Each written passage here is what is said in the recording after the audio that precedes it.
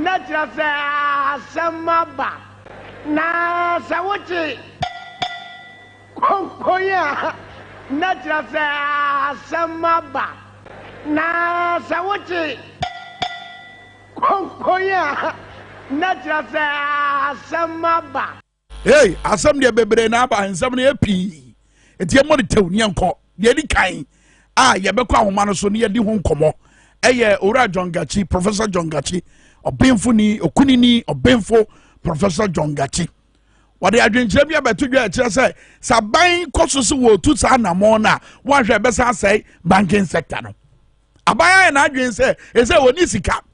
Ana 2023 yi nso a wɔyɛ na adwen sɛ omu a omu ya nkurankura wo bo omu bosia ɛwɔ man Ghana ɛho abɛhia sɛ afi mu no akɔmɔ emfasodie na wɔmɔ bibi kakra to wɔn nsɛm no a wɔayɛ na adwen sɛ wɔnni sika nti wɔnya ntua afi na mmom afi ɛda yɛnim 2024 ɔbɛma wɔn 5% no a wɔn sɔre yɛ ma wɔn homene so tie atua kakyɛ wɔn so wɔn nyi wɔn free saa debt exchange program no mo ɛna ban de ahometie bowura banking industry hɔ ɛna ɔne bankifo bi akɔ apam sɛ mɛsɛ mo 5% bi tua afi eti sɛ mubɛtimi aboa me a mo nso ma sene na menya kakra na memfa nkɔma ɛyɛ individual bond holders yi saa nkɔmɔ no egu so sensɛn hɔ a wɔn nyansi ɛyɛ asɛm no pomasi berɛ nanso aban abɛsi gyinaeɛ sɛ saa namɔ no ɛna wɔatuo sɛde bɛyɛ a wɔde bɛtumi adi individual bond holders ɔma asɛm kɛseɛ no ho dwuma afi mu bakteɛ wei owura John Gachi sɛ saban etu anamɔ bawura sikakorabea ahwe ye ho o makachi ho eye se wo pesika e de afri ho e de atete ne ho de afri sa de ye won ankasa de akoso ne konwa e betimi de how kese pa e na abre ye banking sector no afi de atoso mienu ona mo kese la to force na say wono na ye banodi ni anase domfrɛ ye domkuma e banodi ni e wo Ghana mrahye bedwafie no what about two dwa wa ba for 10 video so say enoma bi a ye kraba oman yi mu no aban are na adwen say wo betwa so ye nya nkra bio aka wadi enka ya sampa o nanso tie enoma ni bi a ye electrical appliances e bi ye air conditioner a ye comfort fan computer distribution transformer electric kettle electric motor incandescent lamp, electric motor, medical bosso, industrial fan, inverter, metal lamp, microwave oven, monitor, refrigerating appliance, rice cooker, set-top box, solar panel, television set, TV, ventilating fan, washing machine, and a water heater. Good for ewo jinaye ewo saa semi mo but so what kind Dr. Casio ato forcing na dwimpo anase ne botaye ntia wɔtwerɛ sɛ aban ɛka sɛ saa no ma ya ye kraba o man mu no e de how beba na wo pa kyerɛ sɛ saa bere ya yakɔ ahohiahia mu amafo dwetira ase asikasɛm ayɛ basayi sɛ wo ka sɛ wo bane the importation of these items a ɛyɛ bia no aduane ɛna ayɛ afiri omo hɔ wa bra wo aban no wonya nhyehyɛ bia wonsi mfidi nnwuma bia ɛwɔ man mu a yɛkɔ agɔyɛ TV yɛkɔ yɛ refrigerator wonni saa option no etisi yɛ jai kra ɛyɛmfa ne yɛbɛkɔ ɛyɛmfa ne yɛde yɛni bɛkyerɛ obi anka sɛ no ma yɛ kra firi amanɔne a yɛde abɛgu ɔman mu abebrebe a yɛ bɔɔla no ɛyɛ ade po no ɛdeɛ na ɛdɛ sɛ nka yɛbiebie mfidi nnwuma ahodoɔ yankasa yɛwɔ TV set a yɛayɛ a yɛatwerɛ ho made in Ghana ɛdeɛ na ɛfɛ kyerɛ saa but the problem is at this time sikasɛm ɛho ayɛ den at this time amanfoɔ dwetire ahyeɛ at this time amanfoɔ twi a ɛmma no woka sɛ wo bane such a year product say ye import and say ye kraba ɔman mu a ɛde ɔhaw kɛseɛ ɛna bɛba abɛto ɔman no so wɔyɛ mema dwentwɛ ba yɛnkɔ ahoma no so na yɛni nkɔmmɔ na yɛnhwɛ sɛ yɛne gutafoɔ ɔra joseph ɔbɛn ɛwɔ ahoma no so gutafoɔ mpanimfoɔ no baako yɛne no ɛntwetwe nkɔmmɔ ɛgya bɛn maakye mejo so mira meda sɛ paa so wagye paniɛ sɛ wo ne yɛbɛka saa anɔpa yi ɛwɔ tvxy na power 97.9 enoma ya eye Dr. Kasira to force na dia betu dwa se aban betu anamo a wo ba besi hu kwan se yenkra ma omai mu no eja wo hu ne sai no say you know there yegituma enye trese me yehu emphasize bia edibeba na you need president all over the world they say obi yusu niema na otonwa ni pafufu ntminto o man biam me hu bi da even America no mokra no wo be operis keni bi bitimi ato ade chen ya wo ti bi amempe no the cost o the pafufu no beto it is a work say used appliances obi ntimi yusu a na edi e botai bentina wo de kasa yamfa say mienu anu a etukwan ya omo UK ni America no nkekewin wato ade ebia last year enu yusu ena desi ano peso betra Ghana enti wode ba ana ninu anu eso mope appliance bi enti wose oni mi tu de mi yusu di abro wosi ye yusu na finti mi no ema na nye wholesome ana se ema na nye acceptable no enti yeah, there you say, yeah, Energy Commission at Nase. And transferring na the copper and say, and you may be on my idea. That's any may be in Yano, appliances are a beer, and nearby a war, sir, appliances in the mono. I yet be obsolete be, ama, a beer, Emma, helpful environment. And be on Mosua, a ye be a poisonous hazardous. Yeah.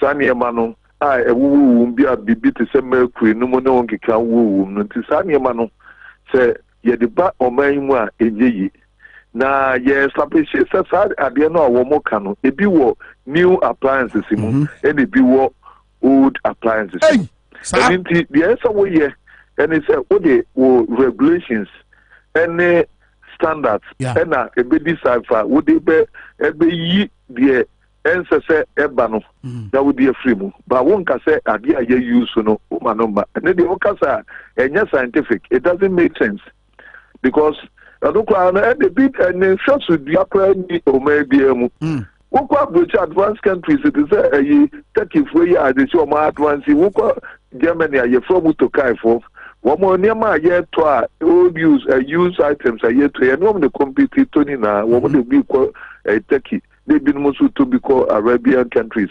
And okay, Ukraine they are here going to come na ya no woman a disatency. And inti standards and I will be used to na you with Adiano Ba because sadi way a biwo some machine will muntia manomba way ye free. But on Van said yeah. It's what TV be na transistors and a woman would you know any special crowd was the TV na chia soko or no why a one in Yansem or Befasa machine about because the bar a bell say energy no a bell consume energy and incandescent bulb will be first I say union would be shima who consists a bulb no crowd just all the baby. And so just a best show because I said, Nina Sanya Mano, and I will see me every moment, me patriotic, Matthias. But hold on, is it a case that I know my Wobosway, a man for Grandma or my emo? I mean, Jane Bob, you know, a TV to Copoya. What will be a farmer? Simple. What about one of the better? But you know, consumer no enter. Consumer no say a rational being. One thought I don't know. And to corporate you want the debate all the transistors in every count and everyone who can fade up. If you are not there, we will say there will be a swabber and now the hazardous effect of it in Intino. Or no, then you can say that country is dumping unwanted materials because I didn't cry. Yeah, consumers no cramp. And the also traders no crowds are yakotono. Yes, yanto. Other than that, then it can be classified as unwanted. But Sebia, Yadia, but we use standards to say, Sadway Yakase, air conditions. Yes, it be a gas, it be this time. Yampeso will be used to sag gas and then they are feeling. Now we confess our gas and they are cheap. On only the there's a war, I didn't know what they bano.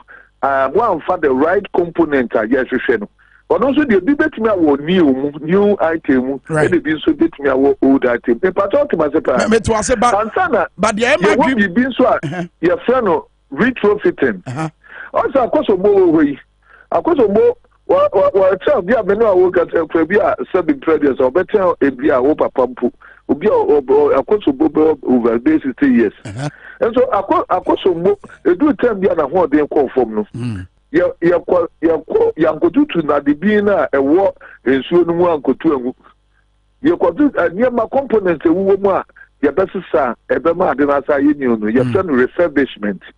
And what's a sign will be shame. It's a materials now, what would the ban? Maybe a honma, one way I refurbish, one way retrofitting. It's in the pattern. It will allow someone who cut as a scientifically, no, we don't do retrofitting. In fact, what is new, what is modern, and share. Because most of the you say TV say about a case components in there you can refit it.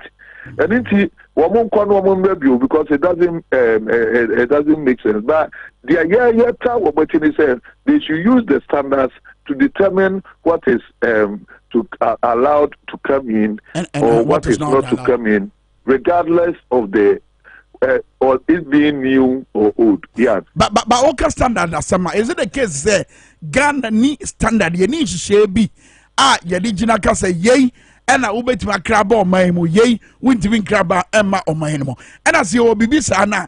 Is it the case say wo mu a wo so mo hwe emma sa enhye ne ye adwuma no wo mu nye o madwuma na hola asem no wo mu standards no pa ena you know the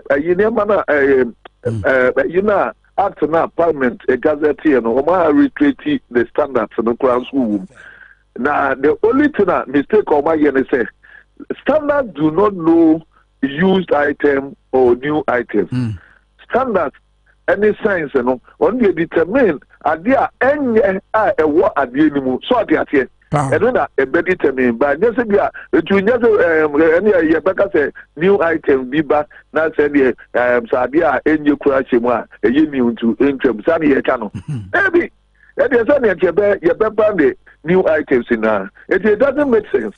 They said the medical canon, it could be also one will be used to adhere 6 months. No are trading in or the aquaji brand fufu and the fufu be by airfare.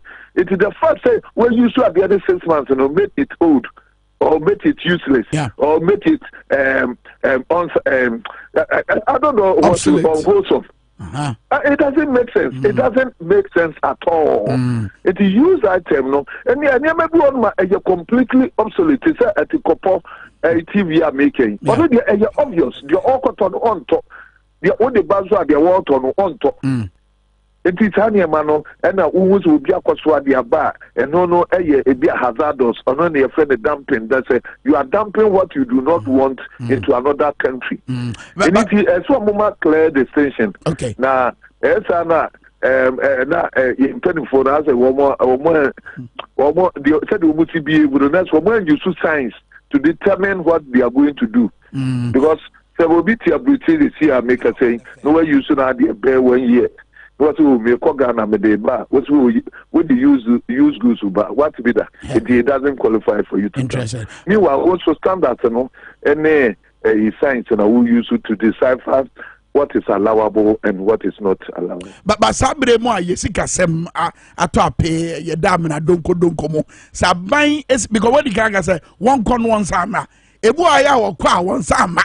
Ebu a wakwa almost was in get say baby ojina na na ojina se saba I mean esunsu anso ba na betime nya wo titiri wo ma o madwa na say o mekra enoma bi saade aba o mahemu oh enya de be ba so we asem en to asum bi mo ma to asum so say dem si tete mo won ti ase en to asum eniti enya de be ba ko ti ni pam so ade we we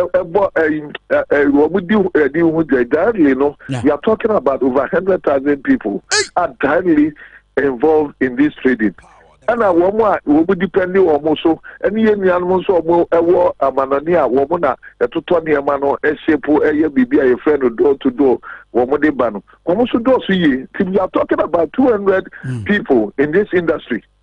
And the consuming public and also with time one also etimi hu say ade bi okra na say bi frita na ba blender wakoto ya na wotumi na blender na afi wo ya na enye adwuma woko ayi the so called used ones in one wobeko bonso waponya ayi German type papa bia ayi water afebo no use eti consumer no so no e role to determine in this so one also no na epe adentina de mo na wo mo atu agu we so edinti ono no de consumer no so ewo ayi role in all this enti yendimi gase bia ade no enye papa dabi de enye papa ne eni ade a wodi abana ade bi wo mu na emwa environment no ono de yi film mama no makra enti you use your standards to prevent whatever you do not want and the parameters of testing no and I say we benchmark specification farmer will be a walkoto say you old say you new no wokwa wonkwa hwe sane man no ntom na that's it. Okay, the twa to answer ma mo akọ yenim se na nse ya mo no wo mudwadie mu nsem no eya na dollar ya wo mu atwade a wo de bo cedi ni koto a ema cedi na ho den no ate aba afom no ni nsunsu aso aka mo pa na no ma mu adane na asase dane. Oh, one say last year about the Alcoya by any they get no better about 60% actually. And that's you will share the rate of depreciation now. That's a Yaquamuchimupa. And the say latter part of the year no it reduce ya it may buy ya a sign eka course. And it is a yantinia sustaining they are stabilize dollar media. That's a your battery ba. Somebody you woman say what say you name adia IMF as a share no day ba. That's right. And then today you when money say you bit me manage on our own kwanya you be fast to be at the stabilize the currency. Na taxes and so I would go I would say this year duties is this year benchmark reversal policy ninety. Yeah, this year duty across over 50%. And V18 so yatum VAT2 yatum me now are they up to the cost of doing business. Inflation aqua could do 54%. Monetary policy rate to share there be a number lending rate and also akosro pa. Nti wo kan in one na say eno na ma enema bo yedin and also if we are back the inflation. The Bank of Ghana method or they treat inflation you're wrong. Because it's not as a result more money is in a liquid more money is chasing fewer goods. This is the elementary economists will say. This is accumulation of cost. This inflation that we are suffering is cost push inflation. Means that there are so many costs of doing business in this country. And it means now the careful inflation no co baby I could do. The unfairness say you evaluate certain things that you reduce the VAT and she say because VAT she say first need to have VAT 3% before 2022. That's right. And as you say you try 20 before the 21%. Okay. And the 21% is from 3% to 20%. Hong Kong at the bear 19% and now also. So, as you have shared, I evaluate na cost of borrowing mean number for months. Your man is not to say the Ubusane there. But just a bit, Mitiwa na come here and say, I am a Fumpo Bemukrampa. And she said, na jina Ghana by and I say, Yang Ghana Yasuo. If you say, I am a definitely not Subobosia. Near Bobosia Wawa. Adianza. No, me no kasa. Say on say Kwame. Bra Kwame. What do we say? Nancy, the bear 1.2 at the best economy, Kukus education fund in a year. Oh, and so about ye, remember say it me stabilize the currency in a credit cost. And it say I am a scared banner says Kabuka boom. Maybe a better trickle smaller ya. That's at the Sabia, there be a ebe ya. There's a Nabia, a young one will be asked from cook. And it is a young fundamental changes eniyama edi enya edi emma foreign exchange na demand no too much dika say you see investment laws no foreign dominance of our economy is too high. Foreign direct investors no dika ya more leverage be more take advantage.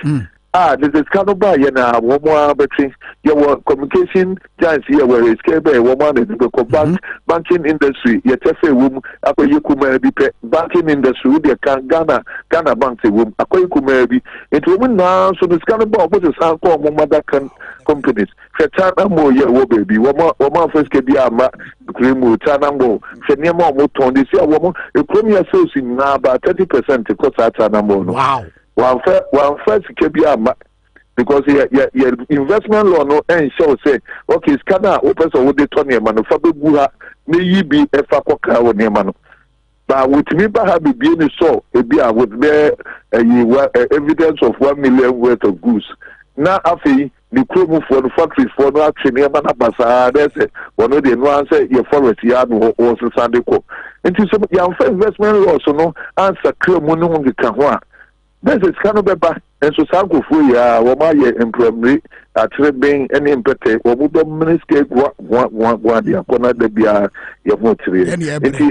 A problem near fundamental, structural, structural problems, and then so I'm sorry, it's Kenya, whom it be. Medasa, Dr. Joseph, in fact, on the president, the Ghana Union of Trade, Association, Guta, one on our 10 and the problem no. And where you know did ya chow and Kai say within the trade ministry hono na yo ora kodwala nchematen anka san hye nyina wabra wote economic management team one ne Dr. Mamadou Baomia no kombeti matenase na sa structural error yi structural problem yi yetima fix ba be ewo it means say IMF mu ayi anams 20 Ghana aban ekwan na anams 20 wabre individual bondholders ase na nam 20 sika was omonsa ka afi abadane boache bidin si e boy homode kra de krata akochom se IMF ye di e kan ho bibi krampo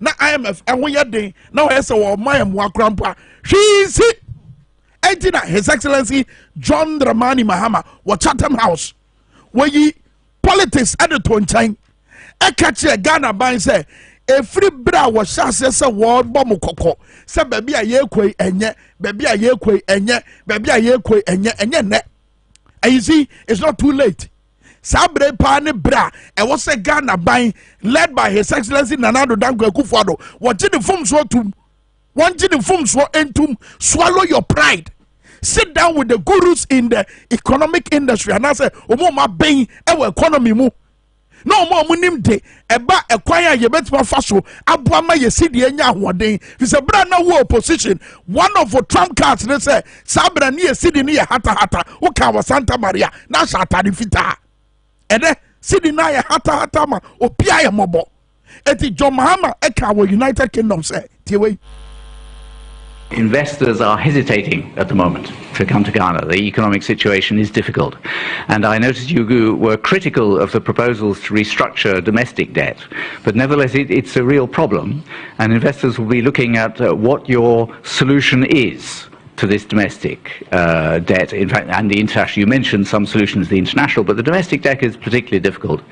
And do you think that the proposal for a Ghana compact to re-establish the sort of some economic consensus around the way forward is going to be part of that solution? I'm not opposed to debt restructuring.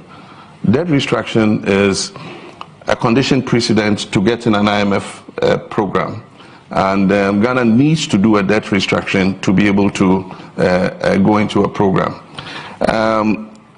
What has been the contention is a lack of dialogue and consultation with the debt holders on the domestic side. I know currently negotiations are taking place with the bondholders on the external side.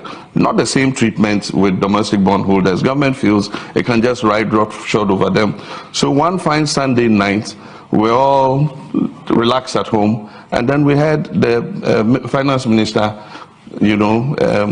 address the debt restructuring and announce how it was going to be done. 0% in 2023, 5% in 2024, and after that 19% in 2017, and then going all the way to 2035 without any consultation. I have been an advocate for dialogue. Before this whole crisis started, I advised the government, I said, hold a national dialogue on the economy. Give what the state of the economy is, and let everybody buy into it and understand. And then after that, seek a broad consensus behind your economic program. This suggestion was never taken. And then what we expected to happen actually happened.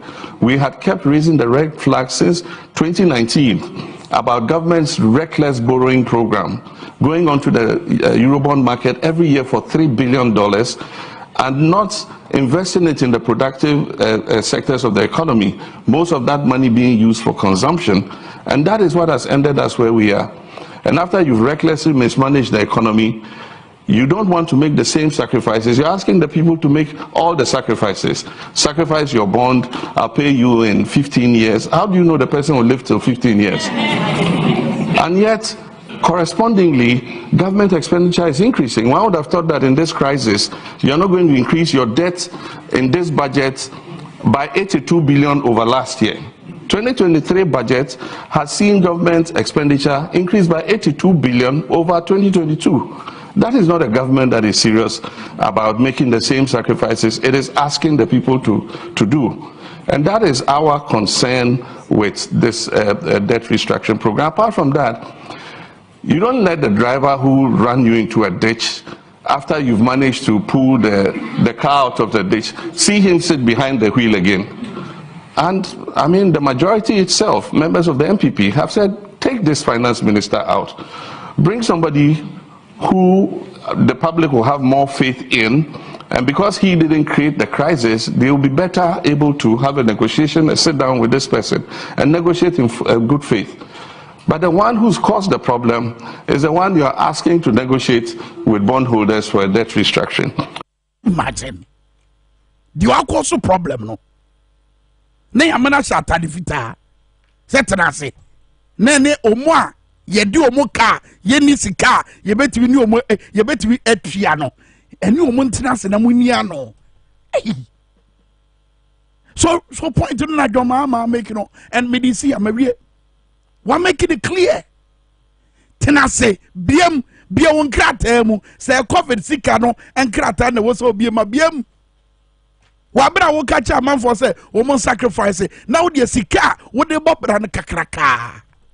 Pefu bare kasiye bagaya says he can't le crowd and so catch a man for say oh adesua ye nyina yancha adesua no na yamwa no man ga na nyina pemem and so what ye sika ye de ko wahwe ye presidency ene ne keka ho pefu kakraka ba man for ye ye omu etibone no mu fa sakora nante no mu fa ponki jo enante.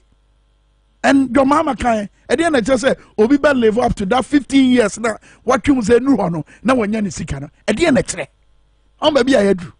It would to an this is no longer politics. So this is about Ghana. It's a NDC MPP. You're from Tonton. Right now, issues are here confronted with, and don't be so, and your chairman pay. Pa! She.